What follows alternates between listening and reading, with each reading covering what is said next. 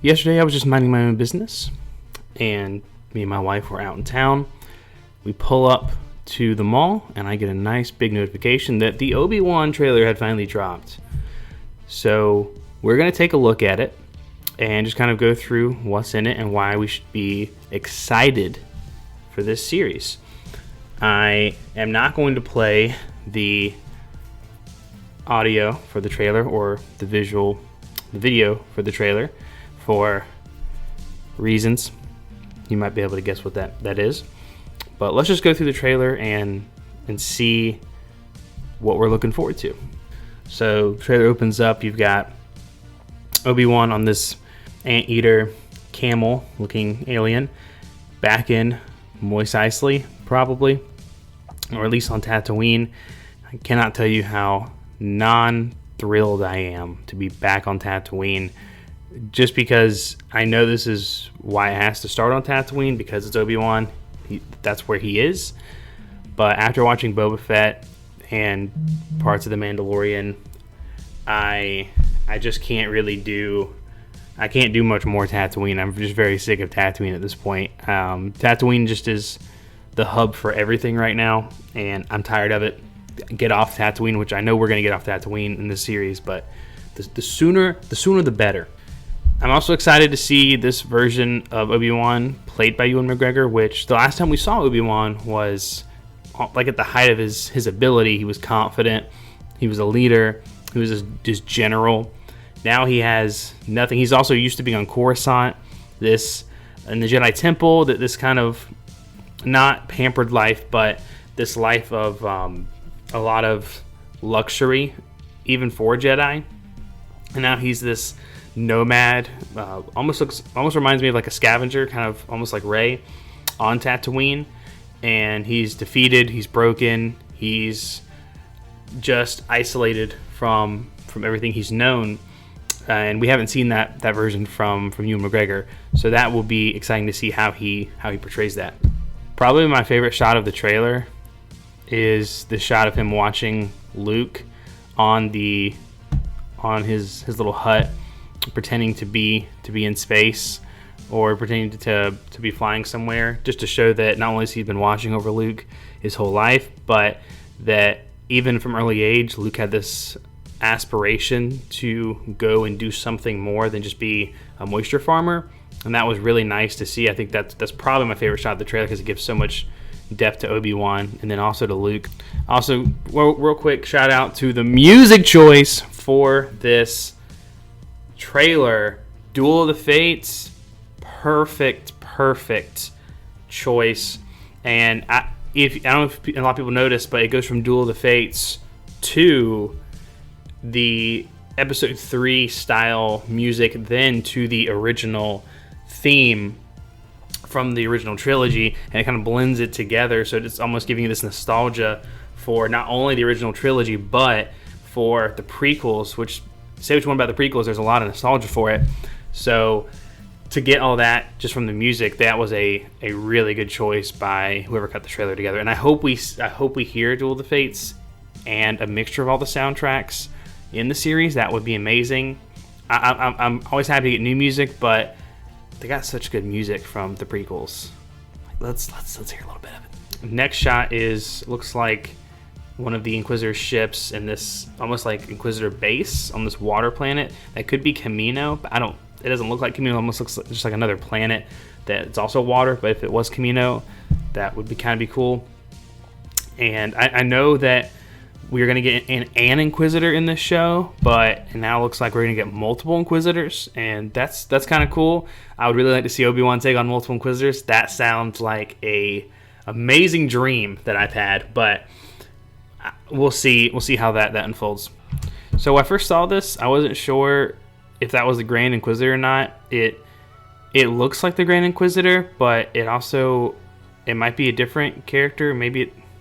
Hold on, let me just...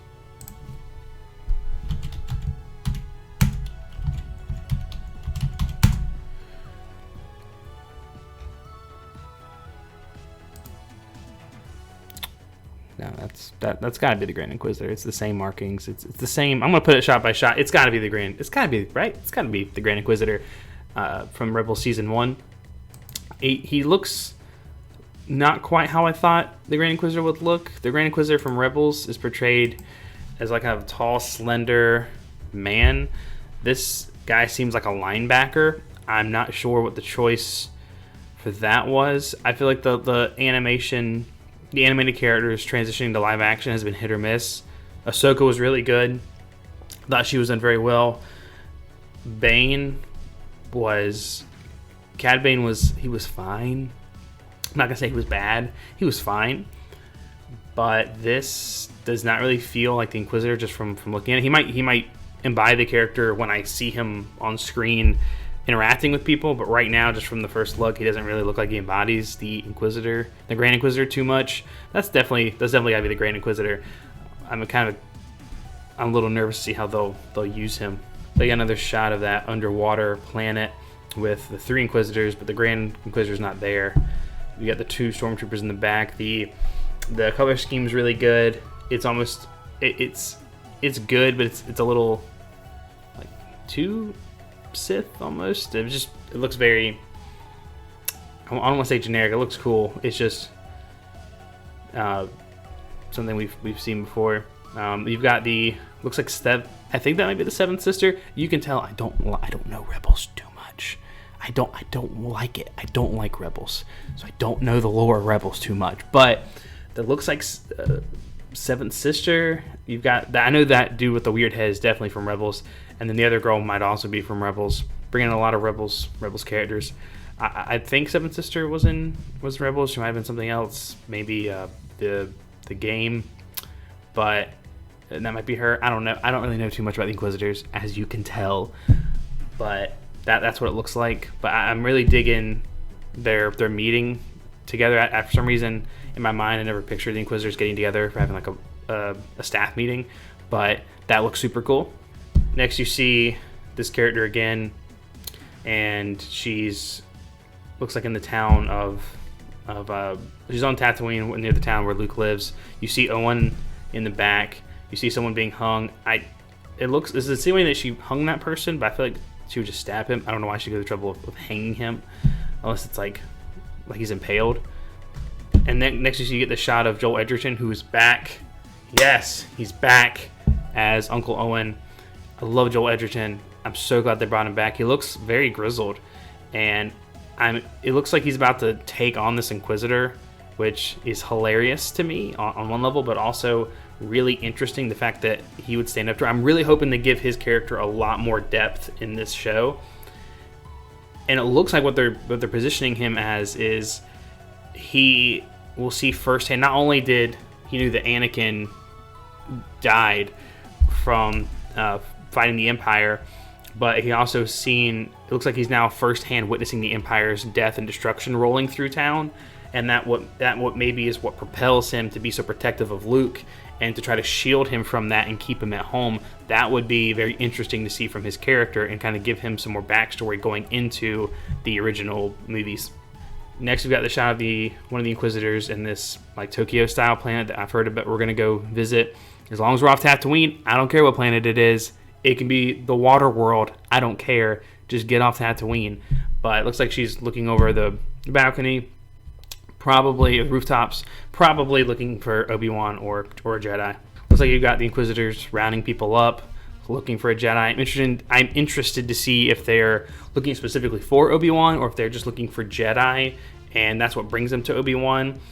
And it looks like from the trailer, they come to Tatooine, and then maybe Obi-Wan wants to try to draw their attention away from Tatooine because Luke's there.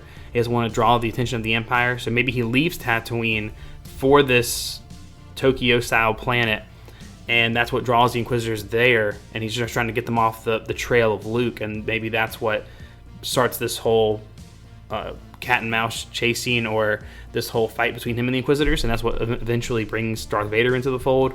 We will see. Got another shot of the Grand Inquisitor about to slice this poor dude. He says, "Where is he?" I'm assuming he's talking about Obi-Wan, but there's a lot of lightsabers in this trailer. I did not expect a lot of lightsabers from the Obi-Wan show, just because I knew he would fight Darth Vader at some point for the climax, but I wasn't expecting him to fight 3 or 4 Inquisitors. So my expectations were here. Now they're here. You better fulfill on these lightsaber battles, Lucasfilm, or I will be a very sad boy. You have this really cool shot of this Inquisitor with, like, you can see now that the Tokyo inspiration for this planet. He's got the Stormtrooper battalion behind him. That right there is a really, really pretty shot. Really like that. Got more Inquisitors doing Inquisitor stuff. So like she's threatening. You see someone putting the hand on, looks like the old Jedi symbol. It doesn't look like Obi Wan, but it could be. And looks like they're just wrecking stuff. Looks like the Inquisitors are the primary antagonist of the show. You've got this shot here that could be Obi Wan. It looks like the robe that Obi Wan was wearing, but the fact that he would have a gun is a little weird. That he would be taking on an Inquisitor with a gun. Whoever this is, even if it's not Obi Wan, why are you taking on an Inquisitor with a gun? That's not a smart move. But it looks like it could be Obi Wan, but the gun is what throws me off. But then you have this next shot, and that looks like Obi Wan. The hair makes me think it's Obi Wan, and he's firing a gun. Maybe that's so he doesn't have to use his lightsaber to draw out that he's a Jedi. Might be interesting to see him try to fire a gun, because you know why, of the so uncivilized meme. But that might be what's going on here. You got the last shot of Obi Wan looking up, and then you hear Darth Vader's breathing over the inn, and that kind of tells you, look, we know Darth Vader's going to be in the show. We know Hayden Christensen's coming back. We know that's probably going to be the climax of the show, but I'm kind of glad they didn't show us Darth Vader. I know they will probably in another trailer. I don't want them to show us Darth Vader.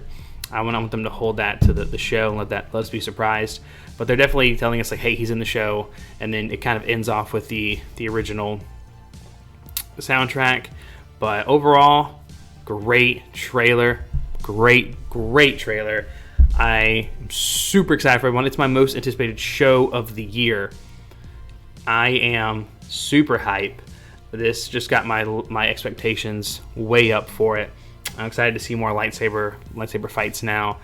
The cinematography looks great in some parts, okay in others. Not much visually you can do with Tatooine. That's why we need to get off Tatooine. I hate Tatooine. Let's get off Tatooine. You can see how passionate I am for getting off Tatooine, but I'm super excited. This got my hopes and expectations super high. Let me know what you think of the trailer in the comments below. I am looking forward to it. It comes out on May 25th, my birthday weekend. So thank you, Lucasfilm, for giving me a great birthday present. I will be very, very excited to see the first episode.